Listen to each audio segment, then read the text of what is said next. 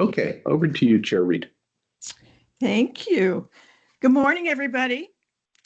This is our first meeting of the full board for 2026. Happy New Year. Happy New Year. So I'm going to call the meeting to order. I think first item on the agenda, public comments. Do we hear any public comments? Hearing none.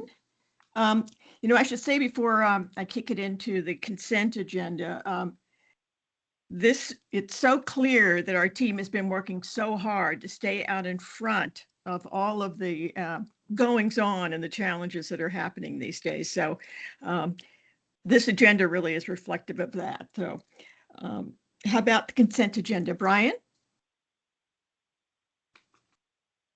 Excellent. Thank you, Chair Reed. Yeah, so just a quick follow-up on that. So as we work through today and the team members do our progress to target updates, feel free to elaborate. Lots going on. Step back from the numbers, talk a little bit more about what's happening in the market, just to give the board members context. Okay, so on the consent agenda, we have 3 items. The meeting minutes from our last meeting of the year in 2025, December 19th. We've got a position description there for our Vice President of Accounting and Reporting. That's helping us navigate some succession planning here in the organization. And then we've got an employee handbook revision that is a recommendation from the Audit, Compliance, and Governance Committee, specifically around information security and privacy policies. The ACG committee, this information sensitive, the ACG committee is going to, at its next meeting, delve deeper into these policies in executive session, given the sensitivity of things like privacy policies, incident response, cybersecurity, everything going on. So those are the 3 consent agenda items. And then on report outs, we have our usual under 500,000 and no more in aggregate than $2 million staff approved transactions. We have one CPACE, a commercial property assessed clean energy transaction from Winstead there. We have our report out on staff approved restructurings or write-offs. We have no transactions there. We've got a progress to targets memo through the second quarter of this fiscal year. We will be referencing that throughout this morning's discussion. So our team members will delve deeper there. We've got our annual report. You all might recall in October of every year, we work through our annual audit, our annual comprehensive financial report. We take that big 300+ page report on financial statistics and non-financial statistics and boil it down into a really glossy, fun annual report that we submit to the committees of cognizance per our statute. So those are the Banking Committee, the Commerce Committee, the Energy and Technologies Committee, and the Environment Committee. So we included that in the report out, and then we have our quarterly report from Inclusive Prosperity Capital. So with that, I would propose, Chair Reed, that someone move resolutions 1 through 3. Okay. Do I hear a motion to move resolutions 1 through 3? So moved. Seconded. Thank you. Okay, all in favor? Aye. Opposed? Oh, good. Opposed? Abstaining? Okay.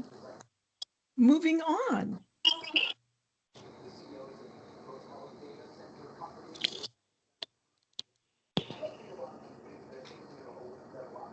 All right. So our first item on the agenda for today is our legislative and regulatory policy process and update. And we've got James here and Brian.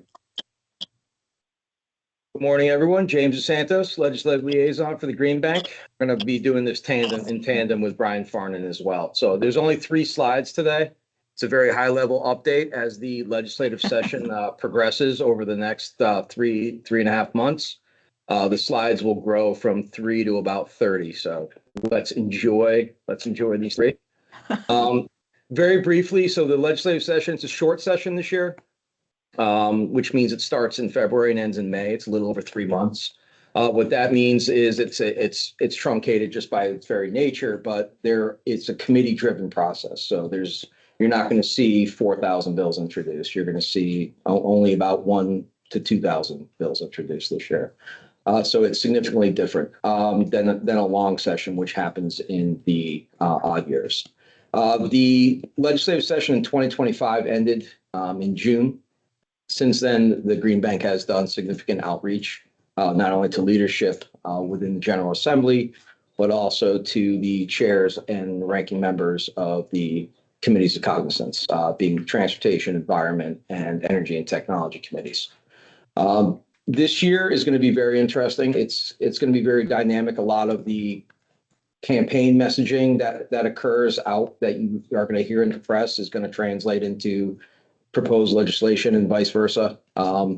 We have a gubernatorial election this year, and Lamont's Democrat.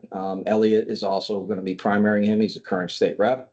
Senator Fazio is the ranking member of the Energy and Technology Committee, and he's now, as of last night, in a three-way primary with former Mayor Aaron Stewart of New Britain and Betsy McConaughey from New York, who is the former Lieutenant Governor and current Newsmax host. What's interesting about the gubernatorial and the campaign messaging that I noted earlier is Senator Fazio is the current ranking member of the Energy and Technology Committee. So we are going to see a lot of legislation introduced on energy affordability this year.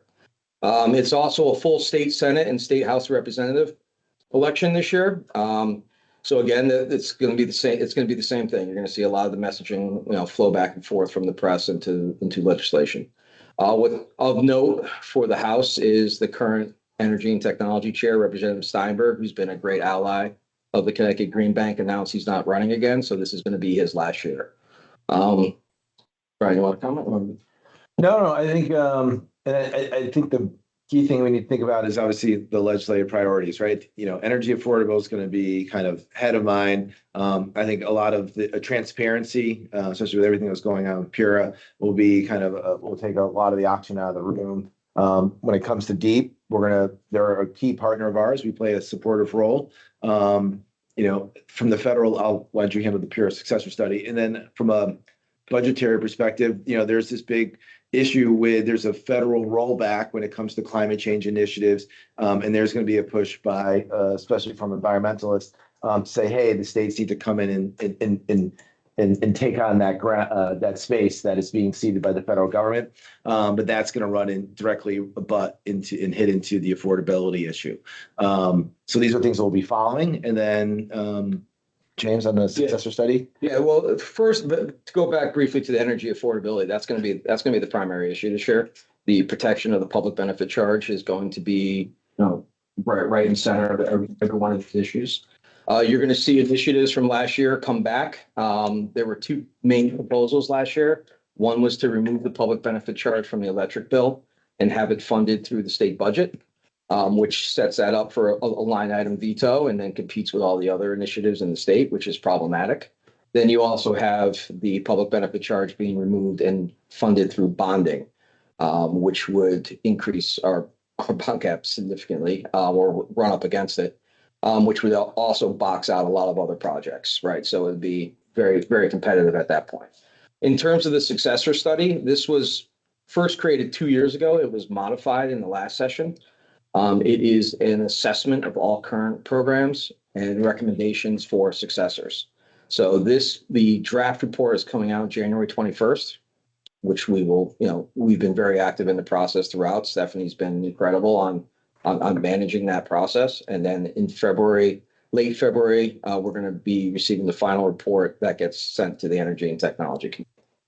So there's going to be a lot in there, and that will serve as a playbook for the 2026 legislative session in terms of policy.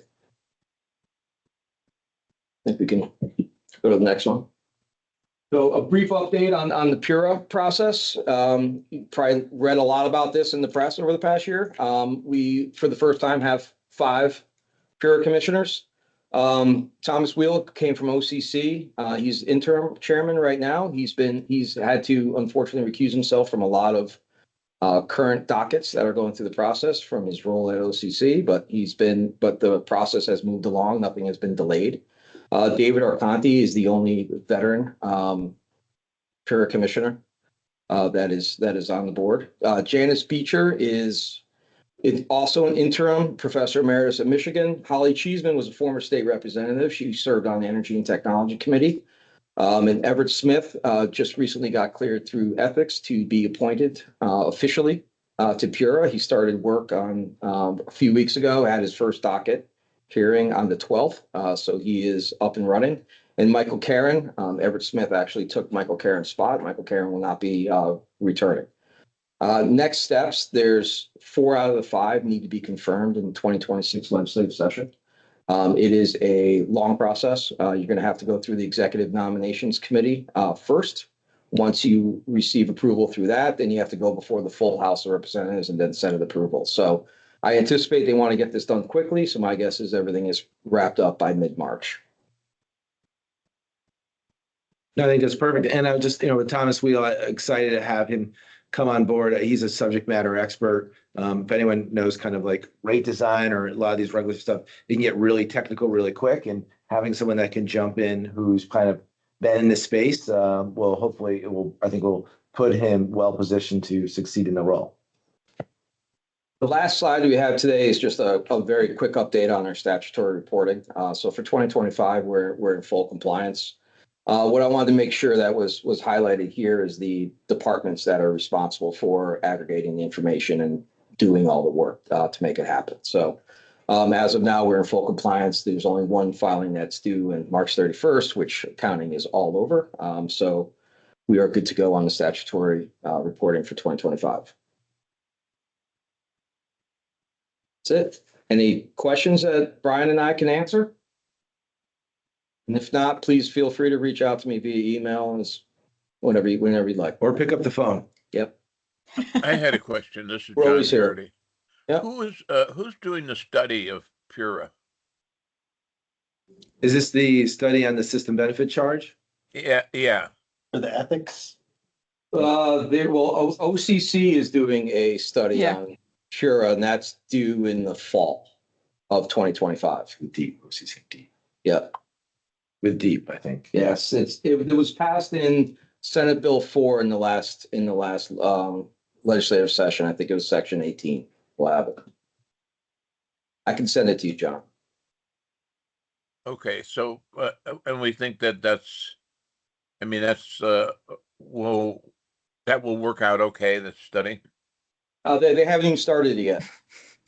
And yes, we hope so. But the other study, the successor study, is the big one for the current legislative session. That's the one that's going to be dropped right at the beginning of the session. That's going to be the one that's going to serve as the playbook for 2025. Right. Section 18 of Senate Bill 4 will come out in the fall, which means that'll serve as a playbook for 2027.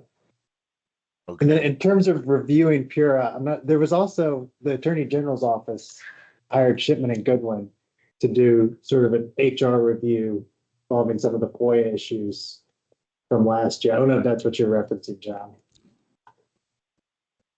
No, it was whatever the big study was in that slide. It's not before me now, so I don't know.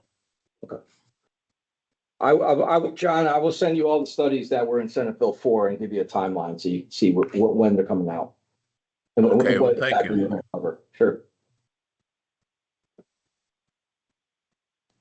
Okay, any more questions? More comments? Okay, thanks, guys. You've been busy. Okay, moving on to Budget Operations and Compensation Committee, various issues surrounding that. I think that's going to be Eric. Thank you, Madam Chair. So as the board is aware, we typically get targets and budget approved and recommended out of BONC in June. And the board passes that in June. And we revisit that midway through the year in January, just as a check-in. How are we doing? Are there any changes that we need to make? And so earlier this week, the Budget Operations and Compensation Committee met to recommend some changes to targets for the organization.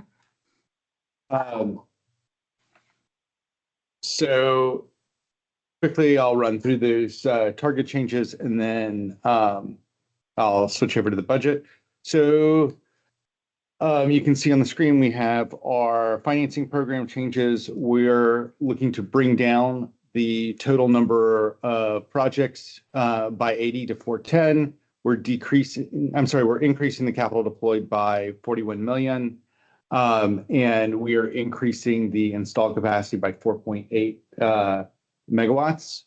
On the incentive program side, we are reducing the targets by 365 projects and $9 million of capital deployment and 1.6 megawatts of nameplate capacity.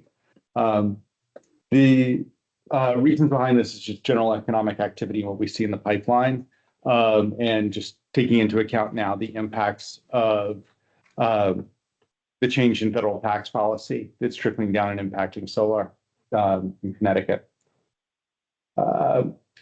Next slide.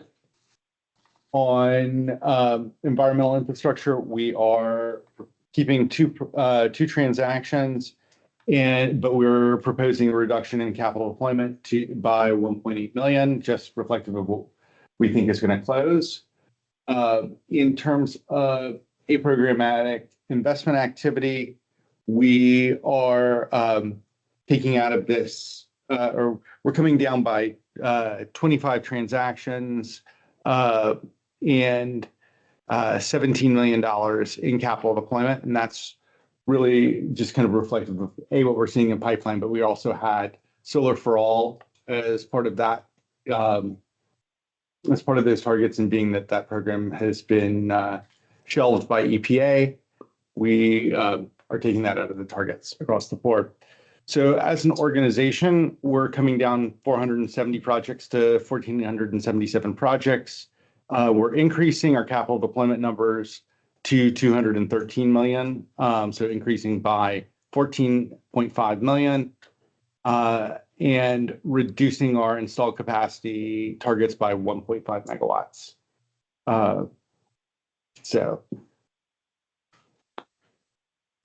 Any questions on that part so far? And I did want to note on that last slide, that number should not be 49.03 megawatts. That actually should be 44.7. So I, found a math error. So let's move on. As far as the budget, it's a near flat proposal to the budget, but there's some category changes and things I want to highlight. So we're proposing a $2.1 million decrease in interest income reflective of a troubled borrower that we know is not going to be paying the interest that we had expected and initially included in our estimates. But we're also decreasing that interest income by the loss of interest from the National Clean Investment Fund funds. So that was the GGRF competition that's still under dispute with the EPA. Being that those funds are frozen, we're not receiving interest on them. So those two together come to about 2.1 million. So offsetting that on the expense side, we're proposing a total of $3.6 million in decreased expenses related to staffing and compensation. Those all are around what had been a proposed incentive compensation pool associated with those NCIF funds. So basically, we're taking into account while we still expect to get them someday once everything gets resolved. That's not happening this fiscal year, or at least any payout or reward for staff for successful deployment isn't going to happen this year. So we're taking that out of the budget. We're proposing a $225,000 increase to program development and administration. This is primarily for energy storage solutions to fund some technology development work to allow us to maintain connectivity with batteries for third-party owners that have ceased to operate. So basically making sure that we can still get that ratepayer value, keep those batteries performing as part of the program, even though there isn't an official channel to talk to them. This will give us a kind of a backup. Software development related to that. We have a bulk panel purchase for Solar Map, and some other software, tech and software development costs related to ESS around data cleaning. Looking at, we have a $175,000 marketing expense, which we're proposing to use for community-based campaigns related to energy storage solutions. On research and development, we're proposing a $25,000 expense to conduct a study related to value of solar. So that'll be well timed with the Pure Successor study. We have a $200,000 consulting increase. This is related to, we have a couple of additional expenses for energy storage solutions, as well as the need to bring on a compliance consultant to help us beef up some of our internal information technology controls. And finally, somebody to help us from a direct pay tax preparation, as that's new to us as an organization now that that's been rolled out. And finally, we have an increase in legal expenses of $400,000 related to litigation coming from that bar we previously mentioned. And so just wanted to make sure that we have enough room to handle our outside counsel obligations there. So net, that's coming to about a $2.6 million decrease in expenses. So next slide, BG.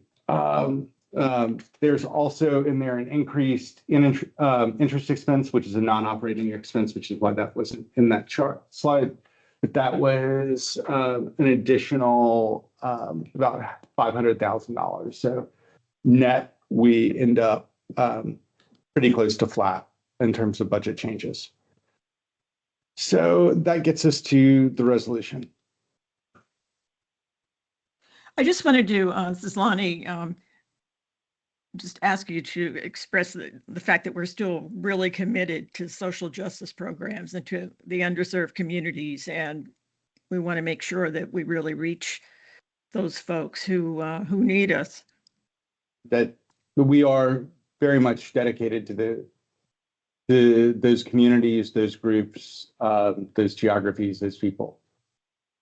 And just a follow-up, one of the things we'll see as each of the program leads goes through their updates is how we're progressing in terms of our goal of, no less than 40% of investment and benefits being directed to vulnerable communities. So each of our program leads will report out on our progress towards those goals, which from what I recall is we're on target, if not ahead of target on it. But Good. yes, top priority. Good. And this is John Harity.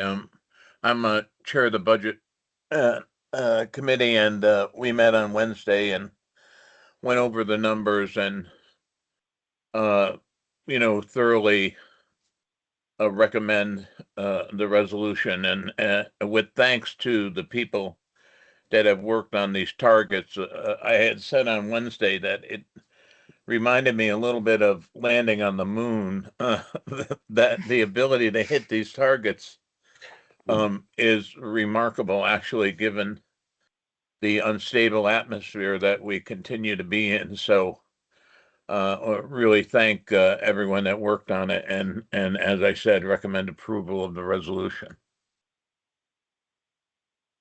Any more questions or observations? Do I hear a motion to approve Resolution 4?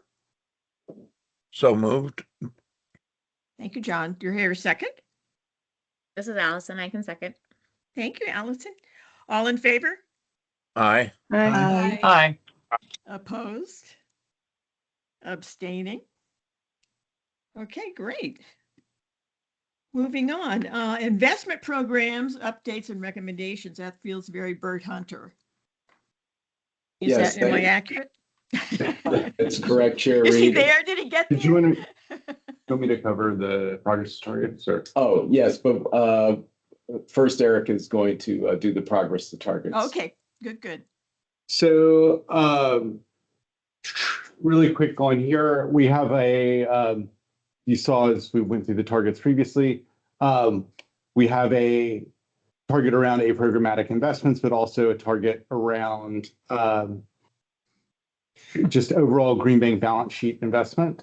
That target prior to today was $56 million. We are 2/3 of the way to that target thus far, between programmatic and aprogrammatic investments. So we've done $22 million of closed transactions that the board has approved. So things like expansion of our Smart Elite deposits, our transaction with Brightfeeds, our extension of the IPC line of credit, USD RESP, Total, our sell to Total, and finally a bridge loan at C4C. We did have done $22 million there in terms of programmatic activity where we have used the Green Bank's balance sheet. We've invested so far $15 million. Obviously, the reason, or it's obvious to me, but the reason that we're tracking this is we want to make sure that we are good stewards of our own balance sheet and that we're investing enough to generate returns that continue to cover our expenses in the future. So we've had a good first half of the year here. Maybe the only thing I'll add here is just for the board's kind of context is as we set the targets and achieve the targets, we're investing resources to not only deliver the impact in our communities that we want to achieve, but we also generate interest income from the repayment of those loans. The interest income helps support the operating expenses of the organization. So when you see that bottom line number of $37.3 million thus far this year with a target of $56 million, when we hit that target, the interest earnings over the years that's going to be repaid back over time on a present value basis should exceed our operating expenses. And that's what we've been focused on really hard over the last 5+ years. So the team's doing a great job managing not only impact, but sustainability. Great. And we've had really good success at those interests coming in as, they're not just projections, they're happening. Okay, so investment updates. That again sounds like Bert Hunter. Bert? Yeah, actually, and Larry Campana, I believe, is going to be leading this morning. Larry, you're there in Stanford. Okay, Larry. Great. Hi, Larry. Hi, Bert. Hello, Chair Reed. Thanks. This is Larry calling from Stanford. I'm presenting Down East. We've been working with Down East for just over 2 years. This is an expansion of the current facility, currently at $6 million. A little history with this facility is we originally requested and the board approved a $10 million facility. We made 2 changes to that original approval. One was to change the borrower to Down East from the parent company. But the second was to lower the amount from $10 million to $6 million. Not because we didn't see the potential for $10 million, but we knew that $6 million was going to be enough for the medium term. That is exactly what has happened. So we had this in our plans, since December of 2024, and this facility is going as planned. So they are on track to use up the $6 million sometime in this first quarter, and they have a pipeline identified for sometime in this first quarter, maybe second quarter, to go up to $7.5 million. So there's just a little history there that we originally at 10, but we said it's in the best interest of the Green Bank and Down East to not have more capacity than what they need in the immediate term. So we've used up that amount. We forecast that we'll need up to $7.4 million in about the first half of this year. Things are going on track. We've currently diligenced and built. They have built. We have diligenced and funded debt for 12 projects for about $3.7 million. And then there's 10 more in the current pipeline.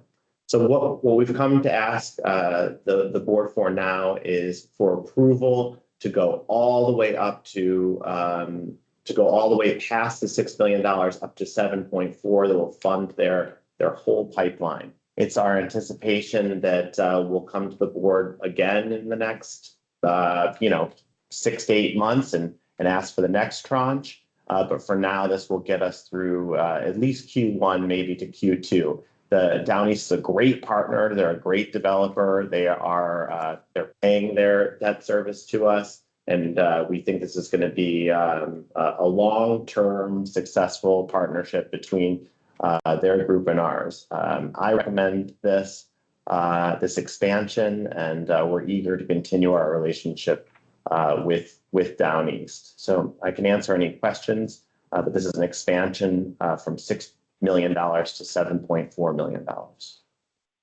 And thanks, Larry. And to clarify, this would be an amendment of the existing facility, not a new facility, correct? That is correct. This is an amendment to the existing facility. That's absolutely right. Mm-hmm. Any questions? I had a question, which is how's Down East Renewable coping with the loss of the federal tax incentives? Well, that hasn't been all of this pipeline is either under construction, or they have the tariffs, or they've begun construction. So that hasn't been an issue that's come up for any of these projects. I suppose that'll be something we are discussing in the next quarter. Yeah, I believe there's a provision called safe harboring where the tax credits can be preserved. And I think it's fair to say that the transactions that they have in the pipeline, that they've done what they need to do to safe harbor and protect those tax credits, John. Thank you. Any other questions?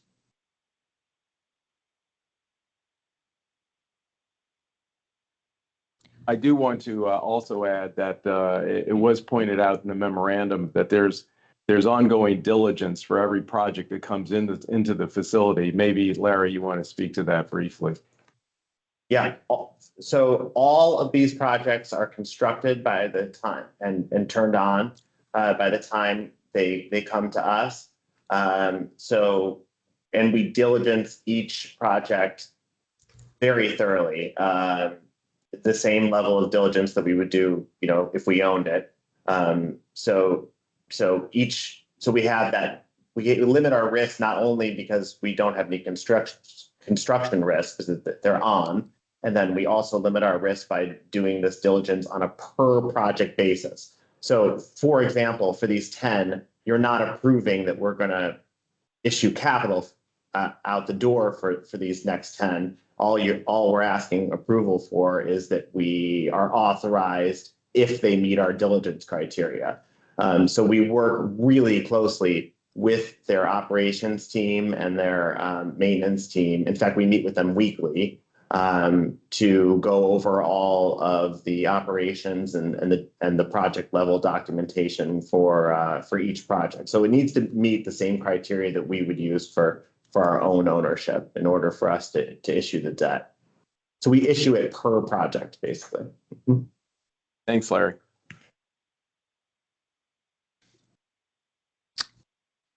Do I hear a motion to approve Resolution 5? So moved, Jamie Cosgrove. Thank you, Jamie Cosgrove. Do I hear a second? Seconded, Adrian. Thank you, Adrian. All in favor? Aye. Aye. Aye. Aye. Opposed? Abstaining? Okay. Moving on. Thank you very much. So we're moving on to financing programs, updates, and recommendations. Is Mackie starting us off there? Yes, thank you, Chair Reed. Hi, Mackie. Good morning, everyone. This is Mackie Dykes, the Executive Vice President of Financing Programs. I'm going to give a quick update on our progress to targets here at the midpoint of the fiscal year before we move into some transactions and program recommendations. So it's, I think, first important to note that these are progress to our prior targets. You just changed our targets about 5 minutes ago.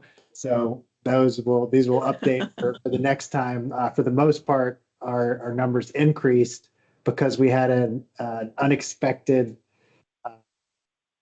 boost or flurry of activity for the first part of the year. So as you can see on the top left, the overall number of projects we've done just over or just under 50%, which is where you want to be at the midpoint of the year.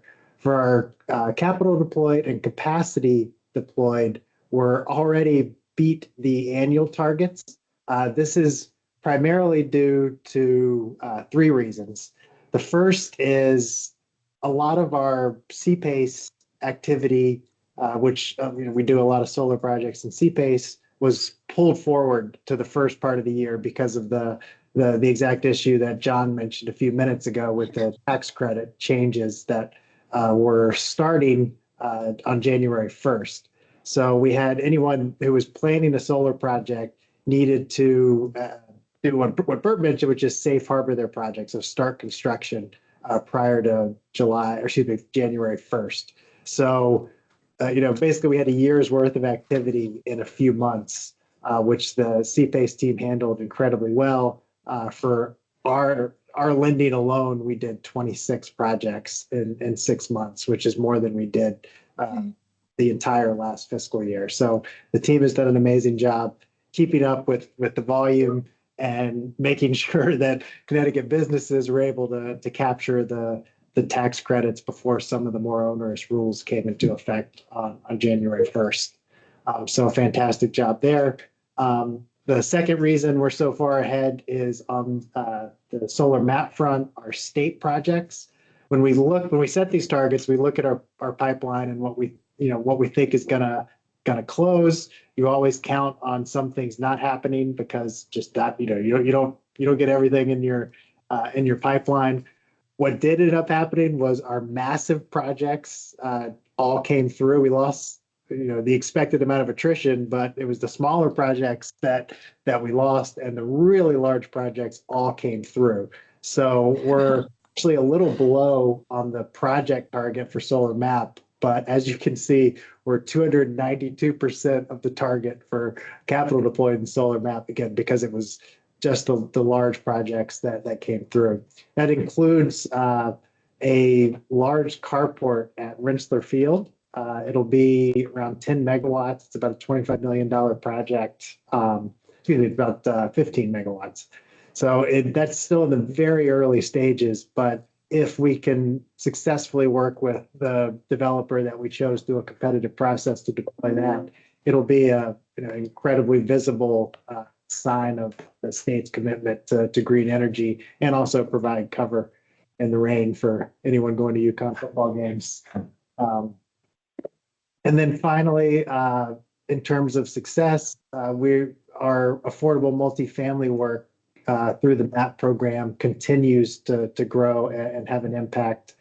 We had a goal of 6 projects for just over 2 million capital deployed for the year. We've already closed 4 affordable MAP projects, and they were larger than anticipated. So almost 5 million in capital deployed there, which also contributed to that large 292% progress to target on the MAP front for capital deployed. So again, across the board, I think fantastic results. We're increasing our goals appropriately to reflect that we've already exceeded them. So next time you'll see we're under target. But the team's just done a fantastic job of dealing with this flurry of activity, preserving tax credits for our state, municipal, and affordable projects to make sure we're capturing full economics for us and our customers and renters.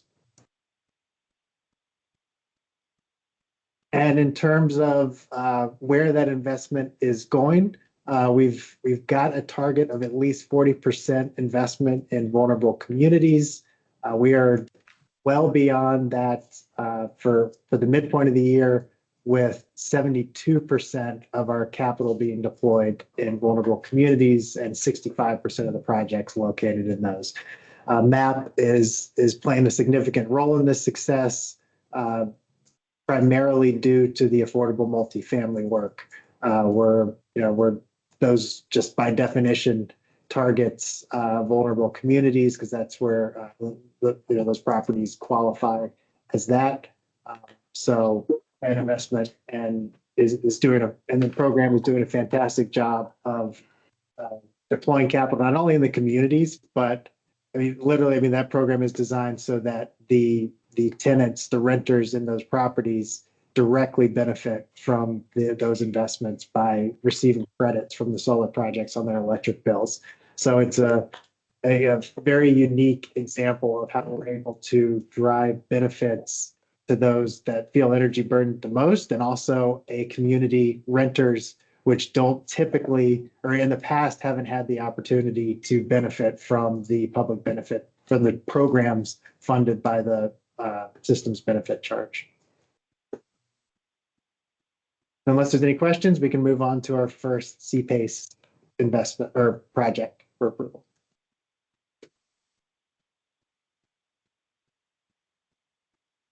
Great, and I'll turn it over to Stephanie for that. Hi, good morning, everyone. My name is Stephanie Atruria. I work on the financing programs team. I'm going to present the next two CPACE transactions. We are requesting financing for a CPACE transaction located at 400 Talcotville Road in Vernon.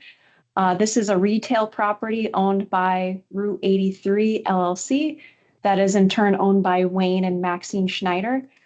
They have 5 retail tenants on location, including Schneider's Flooring that used to be owned by the couple before they sold the business when they retired. They've used CPACE in the past at this property for a rooftop solar array in 2016.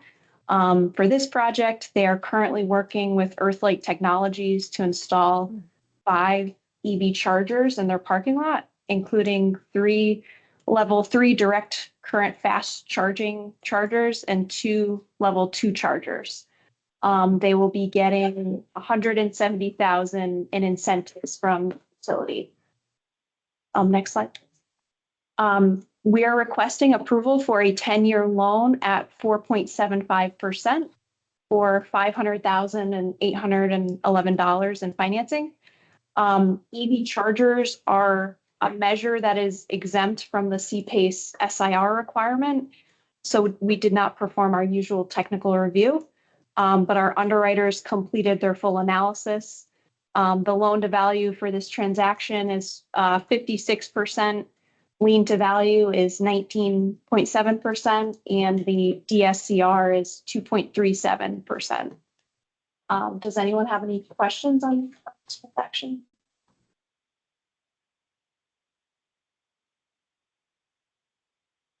There is one question, Stephanie. Oh, okay. Yes, happy to. So Joanna? Yeah, Hi, folks. I was curious if in these EV charging installations, if there's been any consideration, or maybe this is already involved, but vehicle to grid integrations or peak shaving considerations and stuff like that has entered into the financing structure. At this point, no, because, and Brian, you might wait. I don't believe the opportunity is there yet to use vehicles as essentially grid batteries and take advantage of the economics of doing that. To answer that? Yeah, please, Sarah. Hi, Sarah Hari, Director of Innovation. We have been directed by PURA this spring to lead a working group in collaboration with the utilities, as well as many other participants around the state, to consider expanding our existing energy storage solutions program to incorporate vehicles. So we will certainly be looking into that possibility. It's one that the Green Bank believes there is a lot of value, both to the participant and to the ratepayers at large, to be able to use vehicles in that way. But right now, today, that's not possible in Connecticut. Thanks, Sarah. I figured you would know. I didn't want to call on you directly, but I figured I know all the hard work you're doing on this. If you're interested in being part of the working group, I'm happy to add you to that distribution list. Yeah, can you add me to the distribution list, and then maybe we'll talk about if I'm involved in the working group or not second. And then I am also just curious as to ways that we might be able to consider those options for the state fleet. So we can continue this offline. Thank you so much. Yeah, thanks. Thank you. Any other questions, observations, suggestions? I had one question. This is John Harity. Is there any, have there been any studies about utilization of these types of chargers in a retail setting like this where people come and go? Well, you can go ahead. Stephanie. No, I was just going to say that's a great question. The contractor that I'm working with had some studies done of their own of usage, and they actually did develop, projections for the customer about, the revenue that they could attain from these chargers. So I would say there's not a lot of studies, but the contractor did a very nice analysis that Larry looked at when he did his underwriting about projected revenue that they could attain. It's highly contingent on the location. And that's why their study was actually very appropriate, because they had data that was local to this particular location. But the underwriting team still did a lot of sensitivity analysis to make sure that if it wasn't the best case scenario or even second best case scenario, we still have a level of confidence that the debt service will be met, largely because there's a relatively low, 56% loan to value ratio on this property. If it was much higher, we wouldn't have the same level of confidence, because there's some variability that could be baked into that revenue assumption. But with all that said, the revenue data the contractor did use was local, so that's really positive. Thank you. Any other questions? Do I hear a motion to approve Resolution 6? So moved. Thank you, John. Do I hear a second? Joanne, I'll second. Thank you, Joanne. All in favor? Aye. Aye. Aye. Opposed? Abstaining? Okay, good. Moving on, let's see, incentive programs, updates and recommendations. I think we're going to have, Sergio and maybe Lee as well? We still have one more transaction, Chair Reed. Stephanie's got one more. Oh, sorry. Go ahead, Stephanie. Sorry. No, that's okay.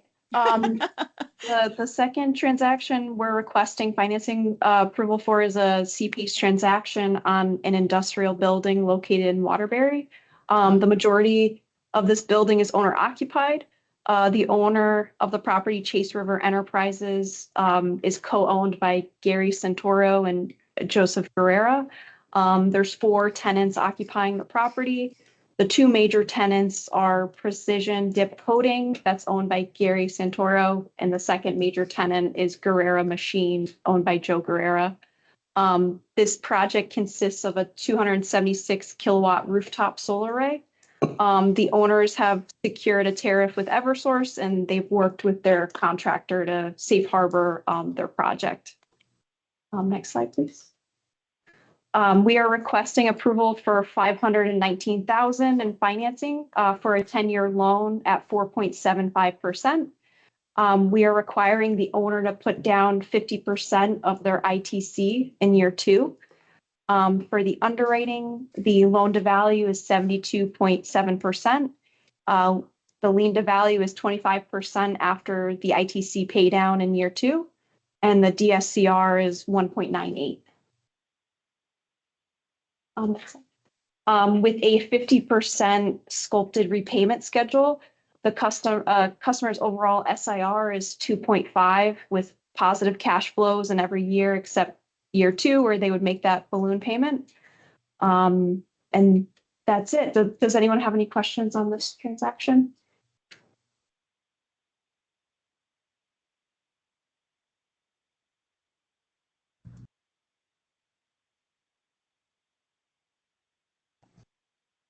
Resolution 7. Anybody have any concerns, observations, suggestions? This is a, do you happen to know how many people work in the building? It's a few small businesses. I would say Gary's company is, I want to say 20 people. Is that right, David? All unionized. Huh? Said all Yeah. union. Oh, The operating company has about 25 employees and there's a few others, so under 50. Well, that's good. I mean, because the, going to solar actually helps support those jobs. Savings there, yeah. okay, any other questions?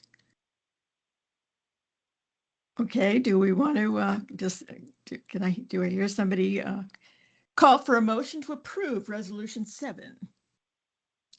So moved. Thank you, John. Do we hear a second? Second, Joe.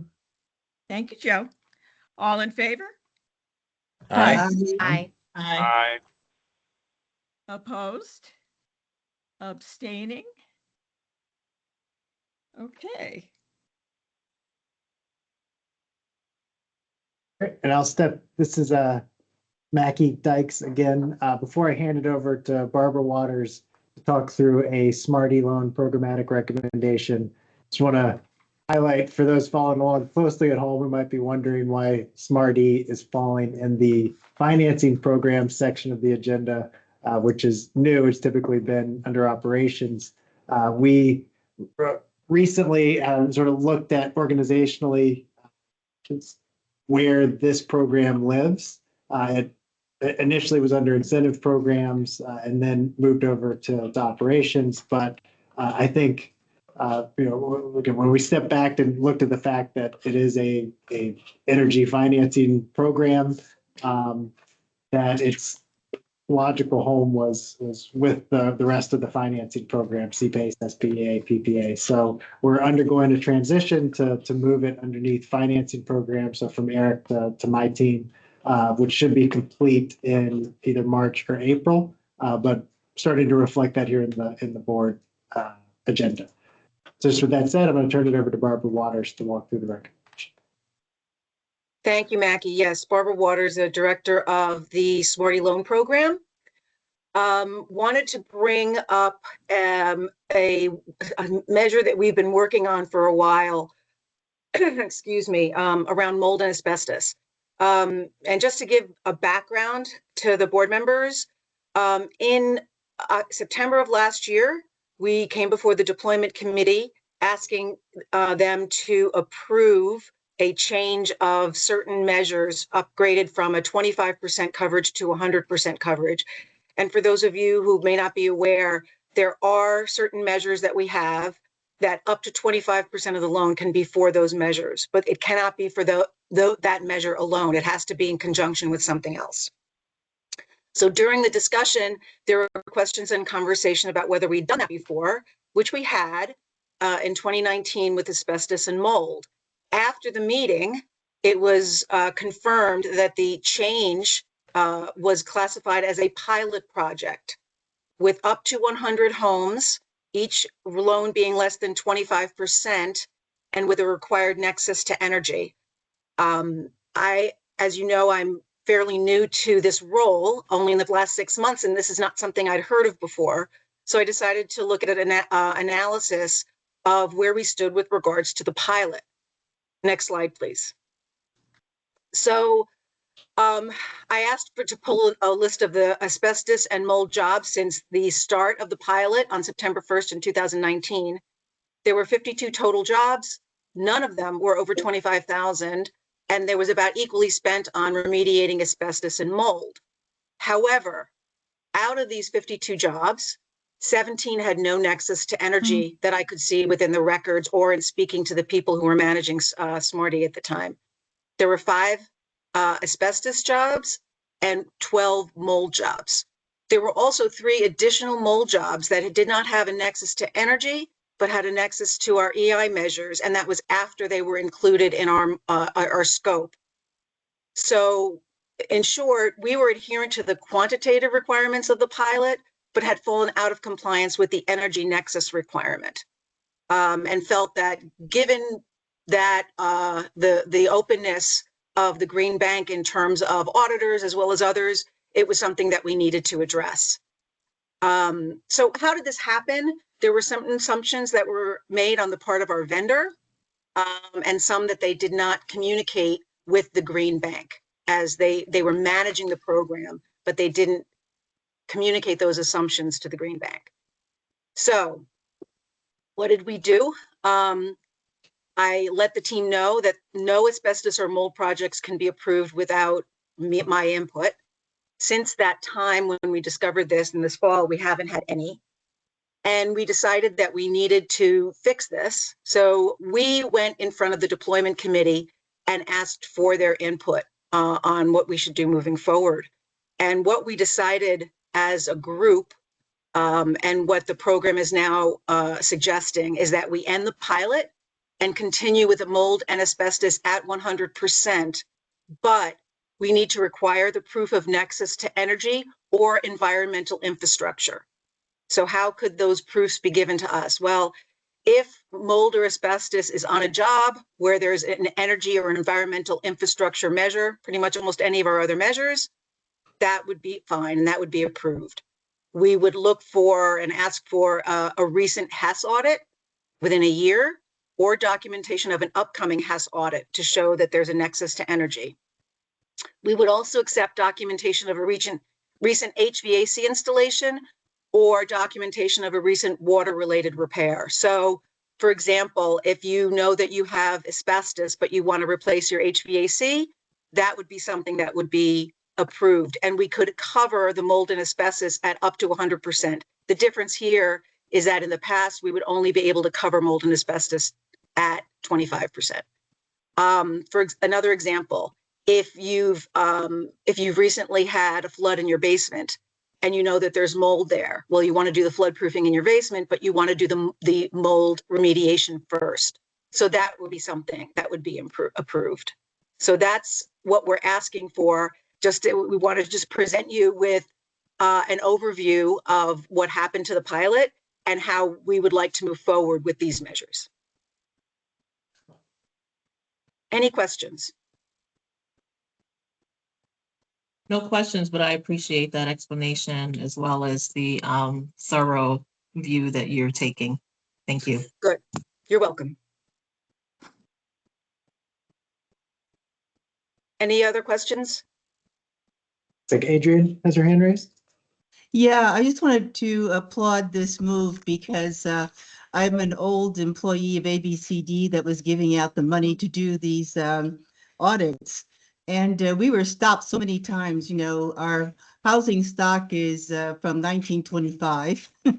And so the presence of mold and asbestos and everything else under the sun has stopped a number of interventions for weatherization. So this is a big, big step in the right direction. I think the problems that we've had in Bridgeport with an old housing stock is the same that you'll find, of course, in Hartford,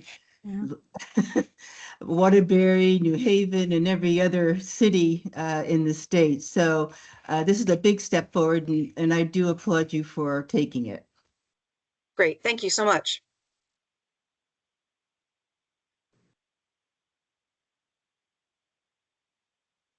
Any questions or observations? Do I hear a motion to approve Resolution 8? This is Brenda. I make a motion. Thank you, Brenda. Do I hear a second? I'll second. Ian. So Go ahead, Adrian. That was Adrian. Okay, I'll second. good, good. Okay. Third? No, okay, well, all in favor? Aye. Aye. Aye. Aye.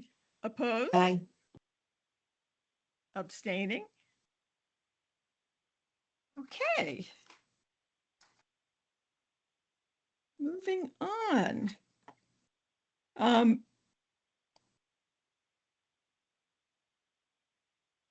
See, is we're Lee now- doing this? Who's doing We're now incentive going to programs? we're now going to transition, Chair Reed, to incentive programs, and we'll have Sergio Carrillo do an update Oh, on progress. Sergio. Oh, good, good, good. Okay. Right. Good morning, everyone. Good I'm morning, Sergio Carrillo. Good morning, Chair Reed. I'm Sergio Carrillo, Managing Director of Incentive Programs. And joining me today is Sarah Pine. She's Associate Director of Incentive Programs. I'm going to provide the second quarter progress to targets. As you can see in this slide, we're showing 821 projects approved. That's just under 60% of the target. $54.5 million in capital deployed, which represents 103% of the target, and 28.3 megawatts of installed capacity. That's 167% of the target. I want to say that the key reason for these numbers, right, to be so high at this time of the year is indications from Pura that the program was going to have significant changes, moving forward, and that they were considering eliminating the upfront incentive. During the program annual review that runs through July through the end of November, this became very evident that the upfront incentive was going away. And that caused an influx of C&I applications, commercial and industrial applications. Generally speaking, large projects that are eligible for much larger upfront incentives than residential projects. At the bottom of the slide, you can see all the components of the program. Commercial projects, residential, SMART-E. Mackie provided some background there. SMART-E would be moving out of these reporting. And you can see the contribution of each of these segments to the targets.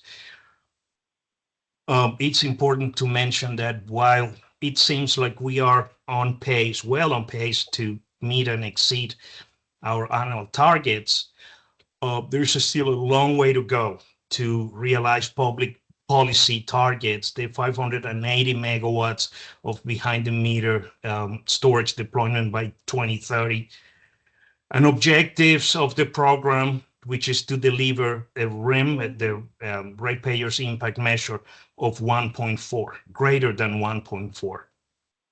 As we navigate, the uncertainty in the market, including the loss of the ITC for homeowner-owned solar and storage, state, federal incentives, etc. Next slide, please. Yes, and here we show the deployment numbers in vulnerable communities. 29% of approved projects during the year, 37% of capital deployed, and 40% of installed capacity are in projects located in vulnerable communities. We remain committed to the goal, as Mackie mentioned as well, the goal of no less than 40% of investments and benefit directed to vulnerable communities, despite all the uncertainty and changing conditions in the market. I mentioned ITC going away, TPOs, bankruptcies, etc. I'll stop here and field any questions you may have.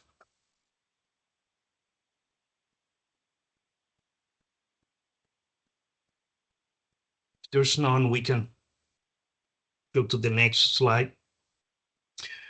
All right, and now I want to provide an update, and Sarah Pine, please jump in to add more details as you consider necessary. But yeah, if we can stay on the previous slide, Brian, please. I need to provide just some feedback, but I wanted to provide an update on the changes to the program as a result of the previous of the most recent annual review. But first, given that we have several new board members, I wanted to provide some background. I'll try to be brief. But the Energy Storage Solutions Program launched in January of 2022.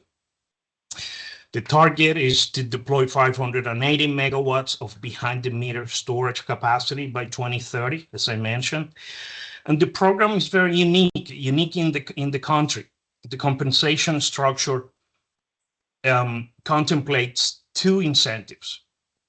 One-time incentive that is paid out once the project's complete, that they're installed, they're energized, and are ready to participate in demand response events. And there is a second component, which is what every other demand response program in the country does, is a performance-based incentives that will be paid to battery storage owners for the participation in dispatch seasons. In our case, it would be summer and winters. The only condition to receive the upfront incentive is to participate in what we call the passive dispatch.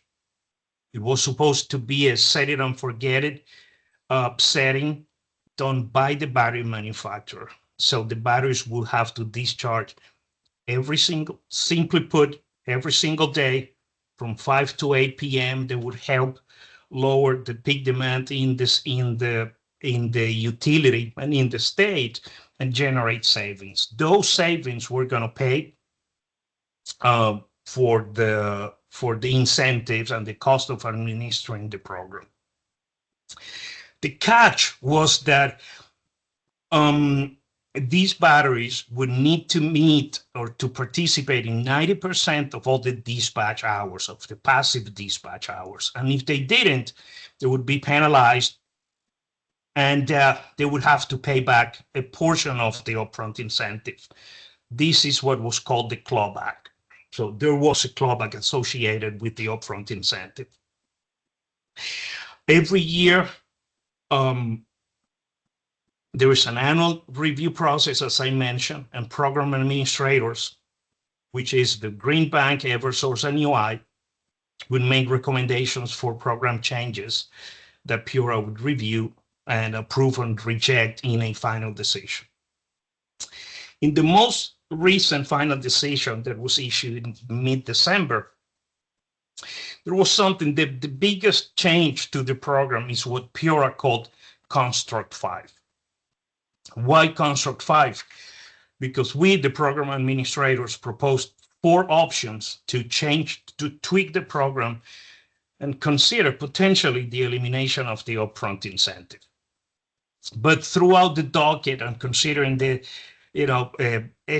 stakeholder arguments, including OCC, DEEP, battery manufacturers, installers, so a lot of parties,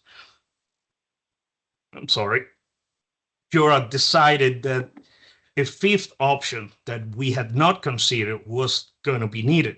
That's what they called Construct 5.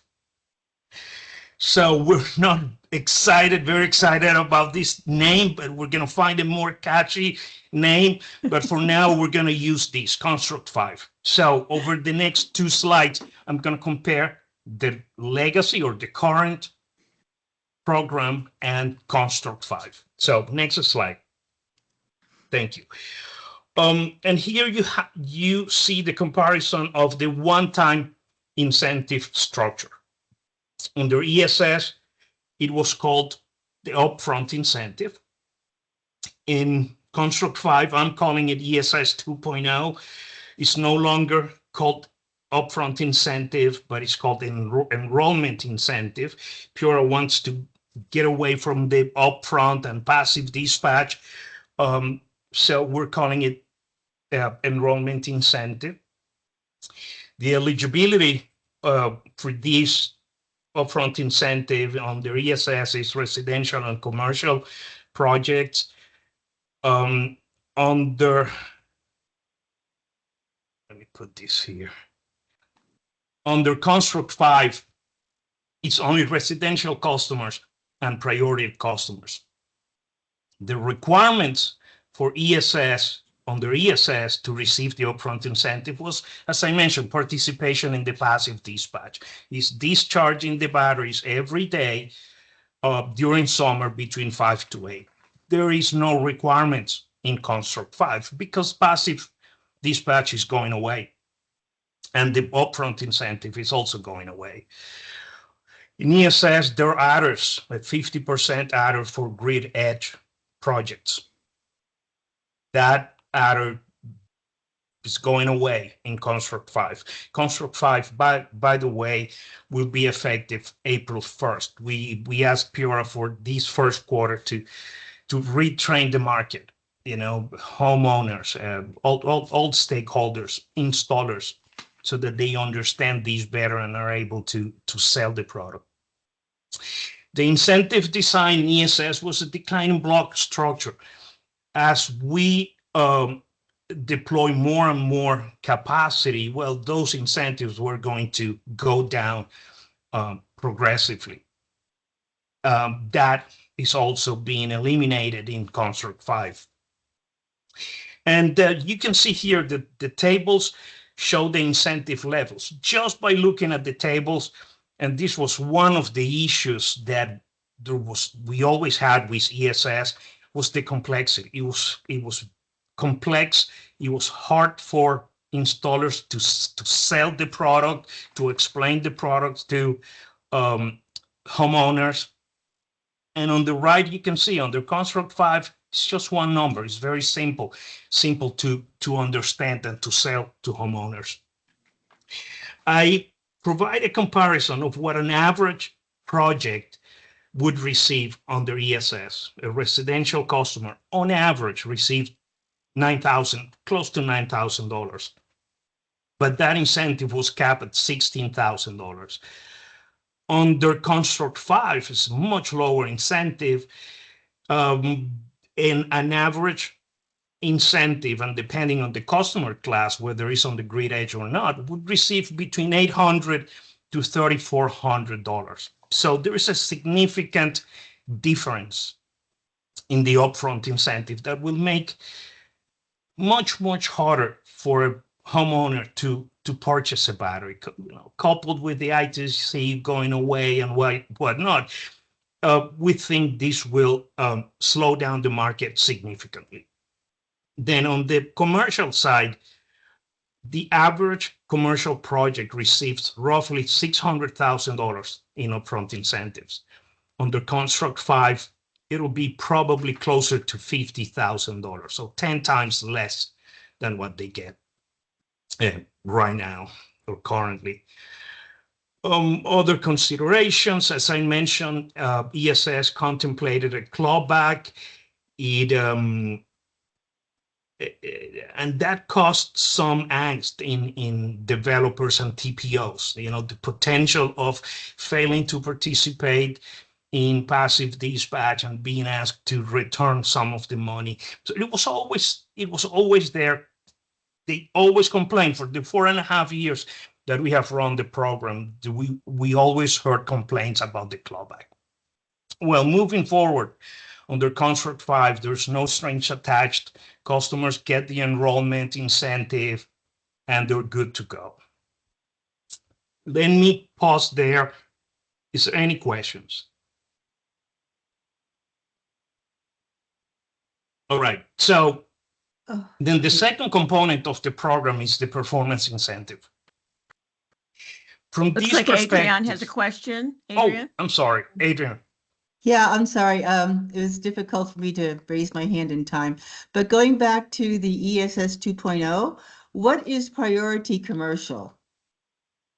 Yes, good question. That is defined as the 4 customer classes is critical facilities as defined by the state, small businesses, businesses replacing fossil fuel generators, and customers on the grid edge. So those are the customer classes that qualify as priority commercial. Thank you. Welcome.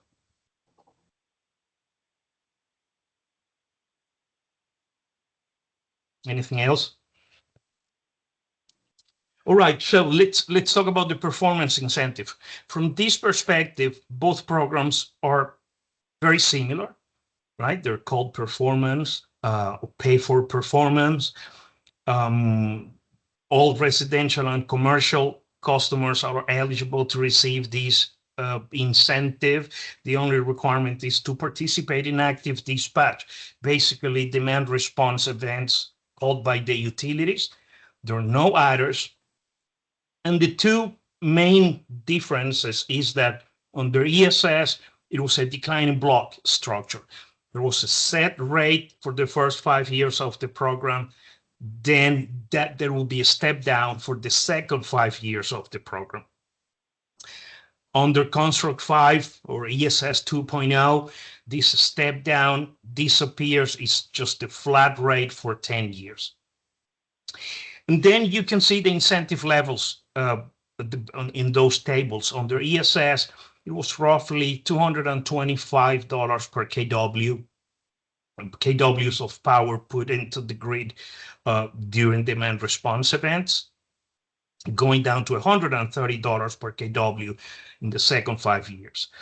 But now you can see that the performance incentives in ESS 2.0 are much larger, 2 times, 3 times, even sometimes 4 times what we are currently paying, depending on the customer class. A standard residential customer will receive $300 per kW, slightly higher than what they would get right now. Underserved would get $450 per kW for 10 years. That is more than double what they get right now. Low-income customers would receive $550 per kW. So yes, more than 2 times what we're paying right now. We believe, by the way, this is what Pura did was they took the upfront incentive. They said, we're eliminating the upfront incentive. There is too much risk of the clawback. If batteries is too complicated to manage, if batteries don't perform or don't participate in passive dispatch events, let's do this. We're eliminating the the upfront incentive. We're going to levelize that upfront incentive, and we're going to pay it out over 10 years. And that's what you're seeing. That's the reason the new performance incentives are so high. So on a net present value, both programs should be equivalent. So we believe the new structure will be obviously like a TPO, will be mainly a TPO driven program where the TPOs will monetize those batteries, receive those performance incentives, and then customers will have a low monthly payment and they will receive the resiliency that those batteries provide.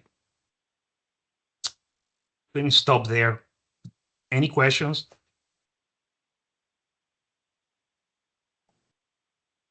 Sarah Pine, is there anything you want to add? No, this is fantastic. Keep going. Thank you.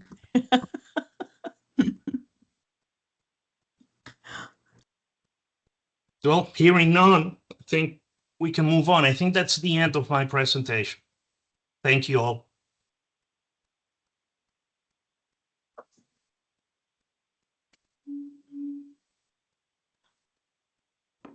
All right. Thank you, Sergio. Thank you, Sarah. So we're going to transition now from incentive programs to environmental infrastructure program updates. And we've got our director of EI, Lee Welpton. Thank you, Brian. And we can go to the next slide. This will be a rather quick update on environmental infrastructure program teams progress targets through close of the second quarter. So echoing Mackie earlier, these numbers as of an hour ago have been revised. We set out the year with a capital deployment target of $5 million. We have now revised that down, keeping the total project count to 2 projects closed by end of June, but we're revising our capital deployed for a view of our current pipeline, which would be approximately 1.7 of Green Bank capital deployed and approximately 1.5 of outside capital mobilized. So we're still chugging along, and we can go to the next slide for some of the take-home messages here. We did in second quarter close our $1.3 million facility with Bright Feeds. That counted towards our FY25 comp plan attainment.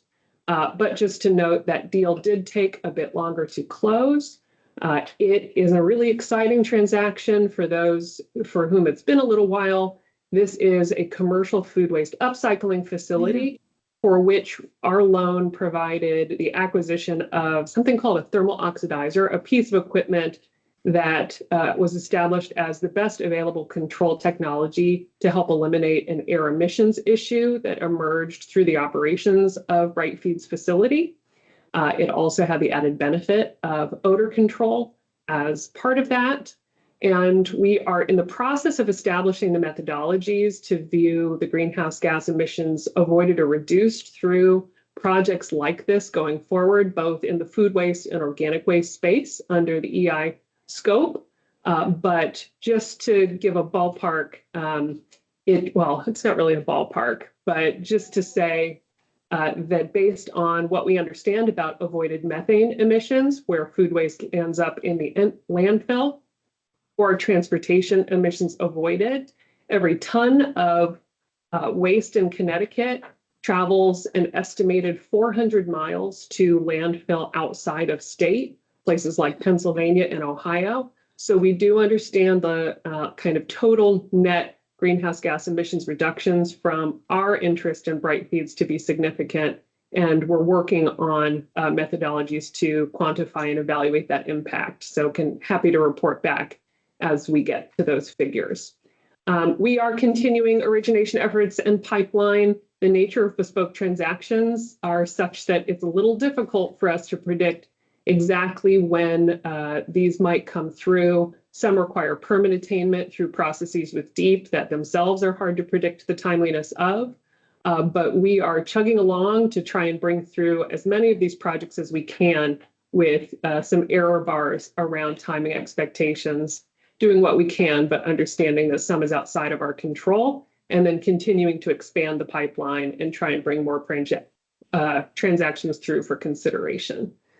Next month, we'll also kick off a Resiliency Improvement District pilot with the nonprofit Resilient Cities Catalyst. We've shared a little bit on that in prior, but this is a small and humble way to help support the state's implementation efforts of Public Act 25-33, the Governor's Resilience Bill, and its authorities to empower municipalities to really have a greater arsenal of funding and financing at their disposal to quote unquote future-proof themselves from both chronic climate stress and acute stressors. So more to come on that one.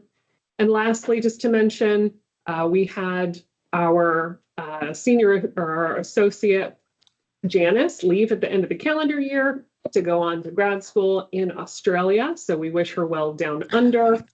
We are also increasing the team with a focus on transaction throughput and additional origination efforts. So to stay tuned for these 3 job specs. You may recall the 2 new positions were approved during last May or June's board meeting with the budget approval. And then the senior associate role will be a recast of Janice's position. So I'll hang it up there if there are any questions. Any questions, anybody?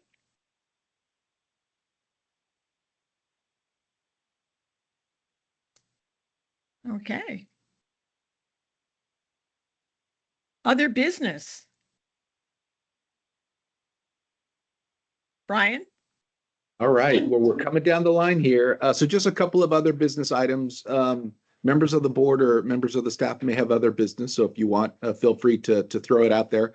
A couple of things. One is save the date. So we are going to have a celebration, a big party honoring the service of Matt Ranelli, who not only served on the board of the Connecticut Green Bank, but also the predecessor, the Connecticut Clean Energy Fund.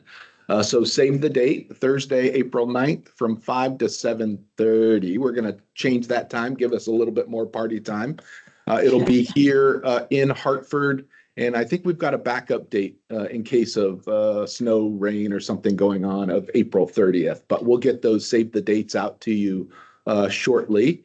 And secondly, Lonnie and I, this quarter and next quarter will reach out to each of the members of the board to find some time on your calendars for lunch, just to reach out, check in, see how you're doing, see what else we could be doing better, all those sorts of things to get your feedback and advice and guidance. I may bring a staff member or two to some of those. Lisa, I'm thinking about you in South Norwalk there, Lee, bringing Lee, for example. But stay tuned for some of those lunch meetings being set up in the next 2 quarters. And that's all I had. Is there any other business that board members want to raise or staff members? Anybody want to raise anything? Is anybody interested in adjourning? Right there. Do I hear a motion to adjourn? So moved. Do I hear a second? Second. Okay, thanks. Everybody have a great weekend, and thank you for hanging in there. This was a complicated meeting, so this is great. So have a great weekend, and all in favor of adjourning? Aye. Aye. Bye. Aye. Okay. Goodbye, everybody. Bye, all. Aye. Happy New Year. Bye. Happy New Year.